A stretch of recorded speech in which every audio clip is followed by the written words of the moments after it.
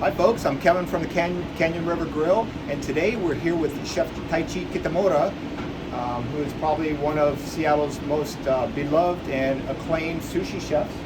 And Taichi, thank you for having us here. Thank you for having me.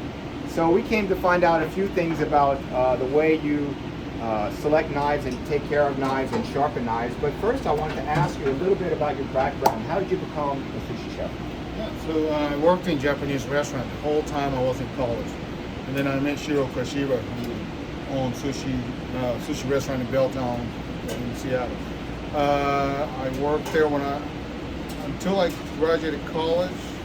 And the day after I graduation, I asked Shiro to train me to be sushi chef. And 25 years later, I work in my own sushi restaurant, still in Seattle. That is the American dream, folks.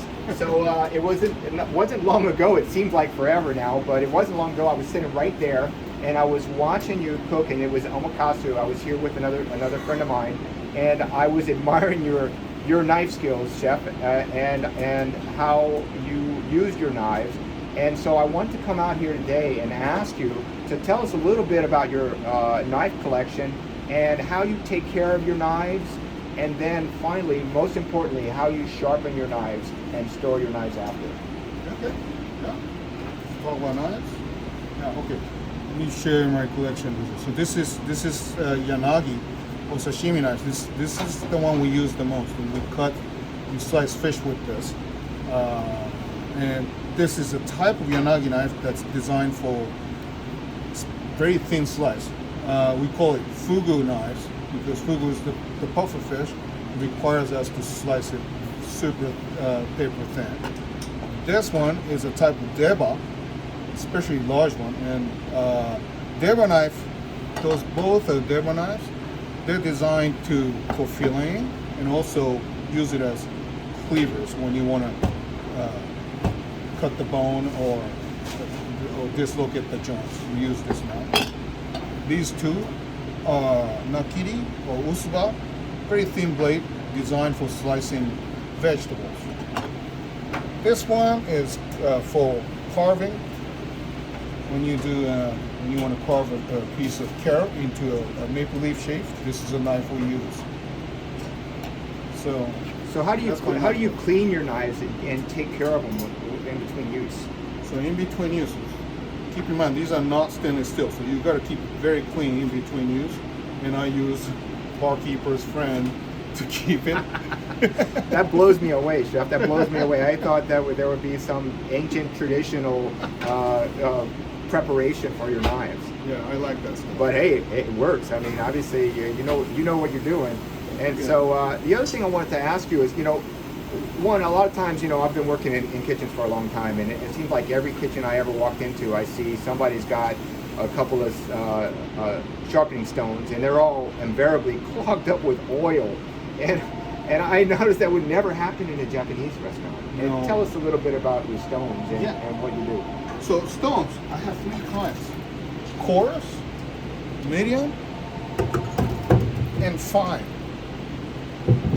I only use coarse and fine when I have a lot of time. Most of the time I just use the medium. And all the wet stones need to be soaked in water 20 minutes prior to sharpening.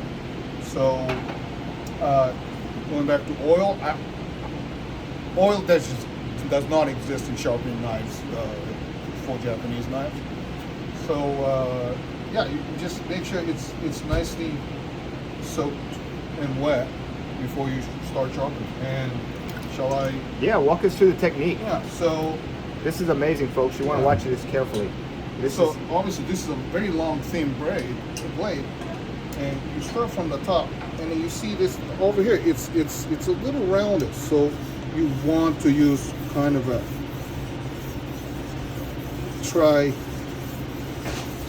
rhythm, you can hear it. So sharpen it like that. Like same angle as your knife, you sharpen it like this. And I noticed you only sharpen on one side. That's right. I only sharpen, so 99.9% I sharpen on one side.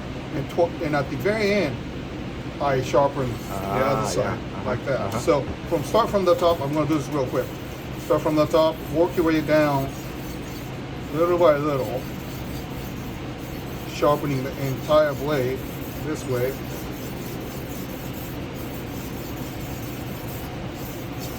That last little technique at the end is important, I bet. Yeah, it is important. So you see, like this. I don't know how to describe it. Yeah, I see it. I never did that Yeah. with my sushi knife. I'm going to now, though. I'm going to now. And down here, you can just go like that. Uh-huh. And it's important to rotate your sharpening stone, trying yeah, to yeah. keep it Uh-huh. as level as possible. Yeah. Because as you sharpen, it starts to. Belly, huh? Yeah. Yeah. Okay. So now that I'm all the way down here, I just give a few strokes this Awesome. way, and that's it. And then it is nice and sharp. Beautiful. And Chef, how many times do you do that a night? At night. Do you not do it at night? Or a day? So it depends how much you cut. So on a busy night, I do have to sharpen it. I don't sharpen it at the end of the night, but I come back next day and I sharpen it like this. Give it a quick sharpening. If it's busy night, I survive 2 days. Uh-huh. Yeah. So obviously, the sharper knife, the happier you are. So Exactly. do I want to be happy today? Do I not? I ask that every day. There you have it, folks. Chef Taichi Kitamura. If you ever have a chance to get here and sit down in front of this man, you will not regret it. He's a genius. Thank you, Chef. Thank you. Thank you very much. I enjoyed it.